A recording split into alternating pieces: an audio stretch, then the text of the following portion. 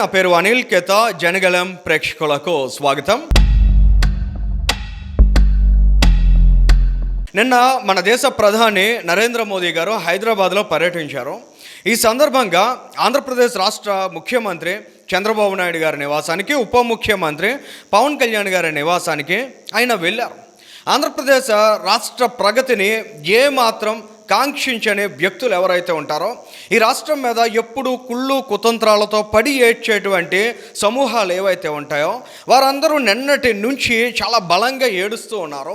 ఎందుకని వారి నివాసాలకు ప్రధాని నరేంద్ర మోదీ గారు వెళ్ళారు, ఆయన ఏ రకమైన రాజకీయ ప్రయోజనాలతో వెళ్ళారు, ఏ విధంగా ఇతర రాష్ట్రాలకి మెసేజెస్ ఇవ్వడానికి వెళ్ళారు, ఇలా లేనిపోని రాజకీయ కోణాలన్నిటినీ కూడా వారు టచ్ చేసే ప్రయత్నం చేస్తున్నారు. ఇక్కడ స్పెసిఫిక్గా మనం ఒకసారి అబ్జర్వ్ చేసినట్లయితే ప్రధాని నరేంద్ర మోదీ గారికి ఆంధ్రప్రదేశ్ రాష్ట్ర అభివృద్ధి మీద ప్రత్యేకమైన ఫోకస్ ఉంది. అది ఆంధ్రప్రదేశ్ రాష్ట్రానికి జియోగ్రాఫికల్గా, పొలిటికల్గా అనేక రూపాల్లో ఉన్నటువంటి అడ్వాంటేజ్. ఇవాళ దక్షిణాదిన అభివృద్ధిలో దూసుకు వెళుతున్నటువంటి రాష్ట్రం ఏదంటే టక్కున ఆంధ్రప్రదేశ్ రాష్ట్రం పేరు చెప్తారు. కానీ ఇదే వేగంతో ఈ రాష్ట్రం దూసుకు వెళ్ళినట్లయితే ఖచ్చితంగా తమకు రాజకీయ పుట్టగతులు ఉండవనే బాధ కొద్ది మందిలో ఉంది. కానీ వీటన్నిటికీ మించి ఒక అంశాన్ని కానీ మనం ఇక్కడ గమనించినట్లయితే ప్రత్యేకంగా నారా లోకేష్ గారికి ఎందుకని ప్రయారిటీ ఇస్తున్నారు ప్రధాని, ఎందుకని నారా లోకేష్ గారిని వెన్ను తట్టి ఆయన ప్రోత్సహిస్తూ ఉన్నారు. అనేక సందర్భాల్లో నారా లోకేష్ గారిని ప్రత్యేకంగా ఎందుకని ప్రధాని నరేంద్ర మోదీ గారు చూపించే ప్రయత్నాన్ని చేస్తున్నారు. ఇది వారందరినీ పట్టి పీడిస్తున్న, వేధిస్తున్న సమస్య అనుకోవాలి, ప్రశ్న అనుకోవాలి. దానికి సమాధానాలను ఒక్కసారి మనం గమనించినట్లయితే ఇది 100% నిజం. ప్రధాని నరేంద్ర మోదీ గారు నారా లోకేష్ గారి లీడర్షిప్ను చాలా ప్రత్యేకంగా ఎంకరేజ్ చేస్తున్నారు.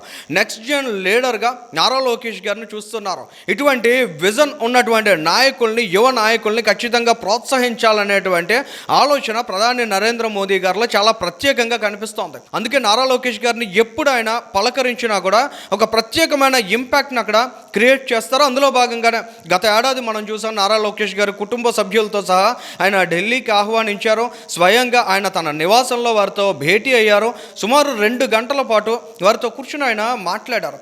ఆంధ్రప్రదేశ్ రాష్ట్రంలో ఒక యువ నాయకుడిని ప్రధాని నరేంద్ర మోదీ గారు ఇంత బలంగా ఎంకరేజ్ చేయడం ఏంటనే ఏడుపు ఆ రోజు చాలామందిలో మనం చూసాం. కానీ ఇవాళ అంతకు మించినటువంటి ప్రయారిటీని చంద్రబాబు నాయుడు గారికి, స్పెసిఫిక్గా నారా లోకేష్ గారికి ఇవ్వడాన్ని మనం అంతా గమనించాలి. నిన్న చంద్రబాబు నాయుడు గారి నివాసానికి వెళ్ళిన ప్రధాని గంటకు పైగా సమయాన్ని ఆయన అక్కడ వెచ్చించారు.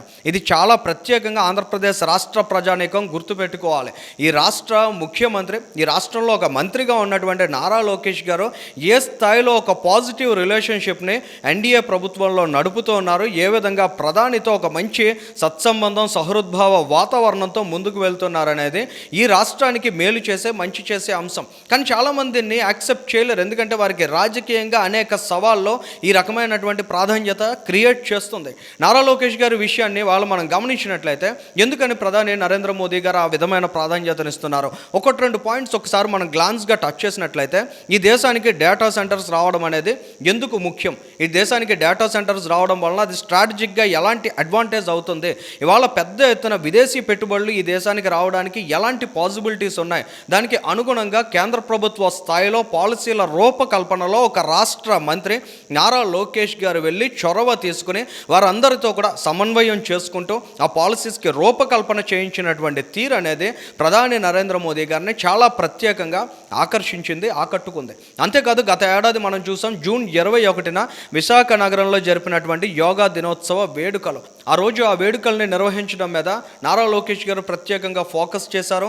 ఇంత పెద్ద ఎత్తున వాటిని ఆర్గనైజ్ చేయొచ్చు, తద్వారా దేశానికి ఒక అద్భుతమైన బ్రాండింగ్గా నిలుస్తుంది. ముఖ్యంగా విశాఖ నగరానికి అదొక కీలకమైన మైల్ స్టోన్ అచీవ్మెంట్గా ఉంటుంది. వైజాగ్ నగరానికి ఒక బ్రాండింగ్గా మారుతుందని ఆ రోజు ఆయన ఆలోచన చేశారు. అది సాధ్యపడదన్నారు, లక్షల మంది పార్టిసిపేట్ చేయడం ఏ విధంగా సాధ్యమవుతుందన్నారు. కానీ అటువంటి ప్రశ్నలన్నిటికీ కూడా అత్యద్భుతంగా ఆ వేడుకలను ఆ రోజు ఆయన అక్కడ నిర్వహించి సమాధానం చెప్పగలిగారు. చేయగలిగారు. సో నారా లోకేష్ గారిలో ఉన్నటువంటి ఆర్గనైజింగ్ స్కిల్స్, ఏ విధంగా ఆయన మేనేజ్ చేయగలుగుతారు, ఏ విధంగా ఆయన అడ్మినిస్ట్రేటివ్ పార్ట్ని హ్యాండిల్ చేయగలుగుతారు అనేది ప్రధాని నరేంద్ర మోదీ గారు చాలా స్పెసిఫిక్గా ఆ రోజు నారా లోకేష్ గారిలో గమనించినటువంటి క్వాలిటీ. ఇవే కాదు, ముఖ్యంగా మనం చూసినట్లయితే మన దేశానికి వ్యాపారం అనేది చాలా ముఖ్యం. ఇవాళ బిజినెస్ యాక్టివిటీ ఇంప్రూవ్ అవ్వాలి, ఇన్వెస్ట్మెంట్స్ని పెద్ద ఎత్తున ఆంధ్రప్రదేశ్ రాష్ట్రమే కాదు భారతదేశం కూడా ఆకట్టుకోవాలి. వరల్డ్ ఎకనామిక్ ఫోరం ఏవైతే దావోస్ సమ్మిట్స్ జరుగుతుంటాయో వాటిల్లో కూడా నారా లోకేష్ గారు చాలా యాక్టివ్గా పార్టిసిపేట్ చేస్తూ ఉండడం, ఆంధ్రప్రదేశ్ రాష్ట్రంతో పాటు భారతదేశాన్ని బ్రాండింగ్ చేస్తూ ఉండడం, ముఖ్యంగా ప్రధాని నరేంద్ర మోదీ గారి విజన్ని పదే పదే వ్యాపారవేత్తలకు వివరించాలనేటువంటి ఇనిషియేటివ్ నారా లోకేష్ గారు ఏదైతే తీసుకుంటున్నారో, ఆయన ఆంధ్రప్రదేశ్ రాష్ట్ర అభివృద్ధిని మాత్రమే కాదు ఈ దేశ అభివృద్ధిని కాంక్షిస్తున్నటువంటి నాయకుడు అనే బలమైన ఇంపాక్ట్ని కూడా నరేంద్ర మోదీ గారి దగ్గర క్రియేట్ చేసింది. ఇలాంటి మల్టిపుల్ డైమెన్షన్స్ని ఒకసారి మనం గమనించినట్లయితే ఇవాళ ఆంధ్రప్రదేశ్ రాష్ట్రానికి ఒక బలమైనటువంటి పునాదిని కూటమి ప్రభుత్వం వేస్తోంది. ఆ పునాదిని పటిష్టంగా నిర్మించే దిశగా నారా లోకేష్ గారు ప్రత్యేకమైన చొరవ తీసుకుంటున్నారు. ఇది వైఎస్ఆర్ కాంగ్రెస్ పార్టీకి, వైఎస్ జగన్మోహన్ రెడ్డి లాంటి వారికి, లేదా వారికి కొమ్ము కాసేటువంటి కొద్ది మందికి ఏ మాత్రం కూడా డైజెస్ట్ కాని అంశం. వారెవరూ కూడా దీన్ని అంగీకరించలేరు, వారెవరికి ఇది మింగుడు పడడం లేదు. కానీ ఆంధ్రప్రదేశ్ రాష్ట్ర ప్రజానీకం మాత్రం వీటన్నిటిని చాలా స్పష్టంగా అర్థం చేసుకోవాలి.